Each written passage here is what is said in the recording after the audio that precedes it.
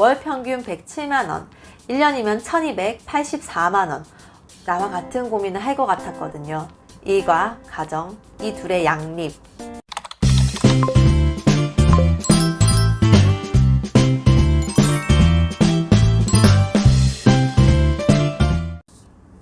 안녕하세요, 별난주비입니다. 엄마가 된 순간부터 하는 고민이 있죠. 워킹맘이 될 것인가, 전업맘이 될 것인가. 거의 엄마가 좋아, 아빠가 좋아 수준인데요.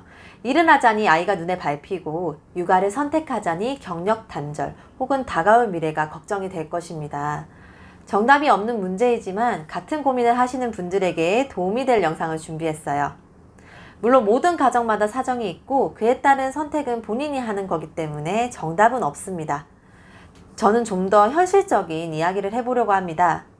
엄마가 일해야 되는 이유이지만 제가 일을 선택한 이유이기도 합니다.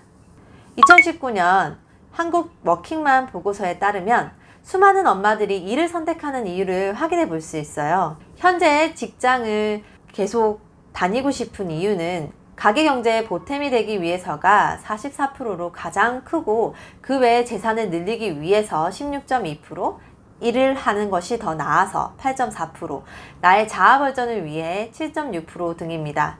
저도 이 순위에 비슷하게 의식의 흐름이 이어가더라고요. 결혼하면 아이가 생기게 되겠죠? 아이를 키우는데 얼마나 들까요? 상상이 가시나요? 혼자 벌어서 애 하나 키우기 힘든 세상이죠. 결코 무시할 수 없는 자본주의 사회에서의 돈이라는 존재입니다.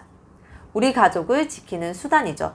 다음 자료에서 확인되는 육아에 필요한 금액은 월 평균 107만원, 1년이면 1284만원. 언제까지 육아가 지속될까? 평균 30세의 아이가 독립을 한다고 해볼까요? 3억 8천만원이네요. 제가 워킹맘을 선택한 것은 첫 번째가 돈 때문이었습니다.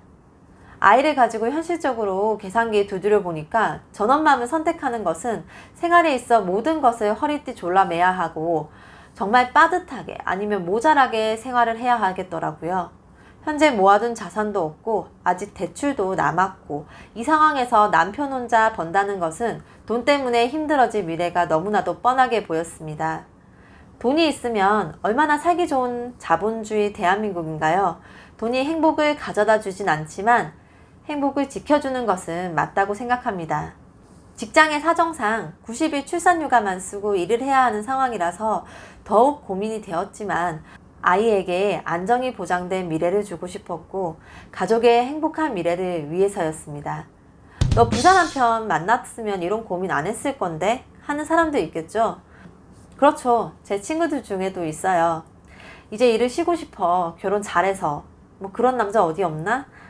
그러면 저는 속으로 뭐야, 남편은 돈 벌어오고 집에서 애 보는 게 쉬운 거야? 아직 뭘 모르는 소리 하네 하는 마음의 소리를 저는 하고 있어요.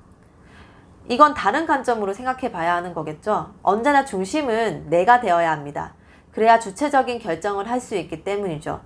내가 더 공부하고 더 좋은 직장을 다녔다면 육아휴직도 자유롭게 쓰면서 돈 걱정을 덜 했겠지 하는 생각을 했기 때문이죠. 여기에 대한 후회와 갈망으로 힘든 순간도 있었습니다. 육아휴직 쓰면서 아이들까지 케어하는 일하는 엄마들이 부러웠기 때문입니다. 김미경 강사님이 예전에 강연에서 이런 말씀을 하셨어요. 가난한 남자와 결혼해서 자신을 성장시키며 함께 이루어 가야 한다. 결핍이 자산이 되어 내가 뛸 수 있는 힘이 되고 성장할 수 있는 동력이 된다는 이야기죠. 극단적인 예일 수 있겠지만 강의에서는 시댁에서 큰돈을 받으면 매일 시댁 가서 커튼 빨아야 하고, 부자 남자 차에 타는 순간 담보 잡히는 거다. 부자 남자가 내리라면 내려야 한다. 내가 내 인생의 주체적인 결정을 할 수가 없다 하는 것이죠. 그냥 내게 떨어지는 부가 있을까요? 공짜는 없어요. 부자 남편은 내가 만드는 게 편하지, 얻는 거라면 글쎄요, 대가도 필요할 겁니다. 아이를 좀 키우고 아이가 좀 크면 일하면 되지 하는 분들도 많아요. 과연 그럴까요? 맞습니다. 아이를 낳고 바로는 근무시간 단축, 육아휴직, 이렇게 아이를 낳고 직장을 그만두지 않고 육아를 할 수 있는 길이 있다면 하시기 바랍니다. 그게 정말 베스트는 맞습니다. 하지만 제도가 있어도 사회적인 관념이나 이런 것이 따라가지 못하거나 회사 내부 사정 때문에 저처럼 90일만 출산휴가를 낼 수 있는 분들, 솔직히 육아휴직을 내는 것은 그만두는 것이다 하시는 분들이 더 많으실 거예요. 또 주변을 보면 육아휴직을 제대로 쓸 수가 없어서 직장을 그만두고 전업맘이 되어서 아이를 케어했는데 3년, 4년 정도 지나고 나면 아이가 어린이집을 가게 되고 아이가 커가면서 돈이 들어가는 데가 많다 보니 외벌이가 부담이 되어서 다시 일을 했으면 하는 푸시가 들어오는 경우가 상당히 많더라고요. 하지만 이게 뭔가요? 이게 경력단절녀가 재취업을 해야 되는 상황인 거죠. 돈의 입장에서 볼까요? 돈도 벌 수 있는 때가 있습니다. 커리어가 있어야 승진도 하고 돈도 불어나는 게 직장인 거죠. 단순히 경력 단절이 문제가 아니라 일을 쉬고 다시 도전할 때 혹은 일을 쉬고 다른 분야에 취업을 할 때 2배로 힘들고 2배로 못 벌 가능성이 크다고 판단했습니다. 저희 친정어머니, 시어머니 두 분 다 이런 케이스예요. 당시 아이들 본다고 하는 일 간두시고 아끼고 절약하면서 육아에 전념하시다가 아이가 좀 크고 일을 시작했어요. 이전에 하던 일이 아닌 그냥 공장을 다니는 그런 일부터 시작했습니다. 몸이 고단하고 힘든 일은 아니지만 돈이 크게 벌리지 않은 일. 글쎄요, 저는 그런 모습이 되기는 싫더라고요. 돈도 벌리는 때가 있습니다. 아이가 어릴수록 돈이 더 잘 모여요. 이 시기에 만든 종잣돈이 우리 가족의 자산 증식에 큰 도움이 될 거라고 믿었고 4년 정도 지나고 나니까 정말 이게 사실이구나 하는 것을 체감하고 있습니다. 돈도 돈이지만 아이가 더 중요한 거 아닌가요? 3년은 엄마가 봐야지. 과연 그럴까요? 물론 일이 중요하고 돈도 중요하지만 아이보다 중요하진 않습니다. 아이가 엄마가 필요한 경우도 있어요. 분리불안이 심하거나 아이가 성장 발달적으로 문제가 보인다면 엄마가 결단을 내려야겠죠. 하지만 이 문제가 일반적이거나 꼭 엄마가 일을 하기 때문에 아이가 문제가 있어 라고 볼 수는 없다고 생각합니다. 엄마가 옆에 있다고 해서 아이에게 분리불안, 성장 발달 문제가 절대 일어나지 않는 것도 아니니까요. 이런 고민에 대해 선배 워킹맘이 해준 조언이 있었습니다. 네가 일을 하고 아이를 일찍 보육기관에 맡긴다고 해서 더 아프고 그런 것도 아니야. 집에만 있어도 아이는 아플 수 있어 라고 해주었어요. 일맥상통하는 이야기라고 생각합니다. 3년은 엄마가 봐야지. 이거 참 무책임한 말이라는 생각이 들어요. 바쁜 워킹맘도 하루하루 애정을 쏟으면 아이는 정서적으로 안정감을 느낄 수 있습니다. 저희 아이만 보아도 90일 때부터 어린이집에서 온종일 생활했지만 아직 아무 문제 없이 너무도 건강하게 성장 발달이 오히려 다른 아이보다 빠르게 잘 크고 있습니다. 너무 감사한 일이죠.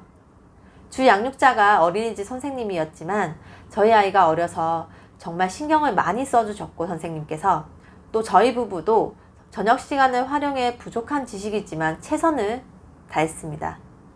오히려 경험이 많은 선생님이 계셨기 때문에 도움을 받는 일이 더 많았습니다. 자라는 동안 다행히도 일을 그만두고 아이에게 집중할 만큼 큰 문제가 없다면 저는 생각합니다.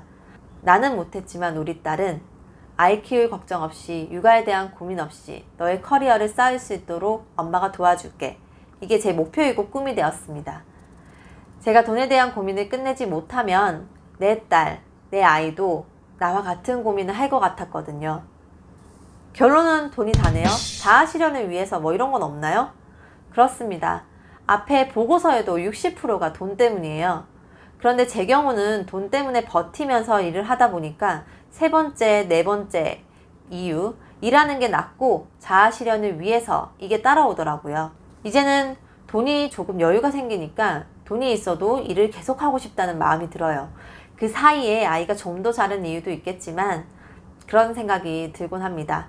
90일 동안이었지만 출산휴가 기간에 독박육아를 하니까 정말 힘이 들더라고요. 출근이 하고 싶기도 했어요. 정말 내가 없어지는 기분이 이런 건가? 첫 아이다 보니까 서툴기도 하고 모든 것이 다 처음이어서 힘이 들더라고요. 그러다가 출근을 하니까 육아 스트레스는 일하면서 풀리고 출근이 휴가를 간 듯한 느낌이 들더라고요. 어른들이 애벌레 밭에 가서 일할래 하면 일을 한다고 얘기하잖아요. 오히려 일을 하니까 내 자존감이 올라가고 아이에게도 긍정적인 에너지를 줄 수 있게 되더라고요. 엄마가 행복하고 에너지가 있어야지 아이에게 줄 에너지도 생기는 겁니다. 성취감이 올라가고 내가 성장하는 게 느껴지니까 일을 하는 게 단순하게 돈이 다가 아닌 게 되더라고요. 엄마가 행복해야 아이도 행복하다. 정답입니다. 일도 하고 육아도 하고 집안일도 부담하는 워킹맘도 계실 거예요. 저도 솔직히 그런 시간들이 있어서 억울했던 경험들이 많은데 일을 하고 있다는 게 내 자존감을 지켜주고 있었기 때문에 저는 그 순간을 잘 해결해서 일과 가정, 이 둘의 양립, 현재까지 잘 지키고 있습니다. 지금까지 워킹맘을 선택한 이유에 대해서 말씀드렸어요. 목표가 명확하죠? 돈. 하지만 워킹맘은 눈에 보이는 돈이 다가 아니라 돈이 벌리면서 따라오는 자존감, 성취감으로 힘을 낸다는 점을 말씀드렸어요. 본인의 상황에 맞춰서 객관적으로 판단하여 능동적인 선택을 하는 엄마가 되길 바랍니다. 주체는 꼭 내가 돼야 된다는 점 잊지 마시고요. 저는 앞으로 워킹맘이 돈을 어떻게 얼마나 모을 수 있었는지, 또 어떤 방법으로 육아를 효율적으로 할 수 있었는지, 매일 퇴사를 고민하면서 어떻게 이겨냈는지, 이런 사소한 것들 하나하나 공유하도록 하겠습니다. 지금까지 시청해주셔서 감사하고요. 대한민국 워킹맘, 예비 워킹맘, 화이팅! 감사합니다.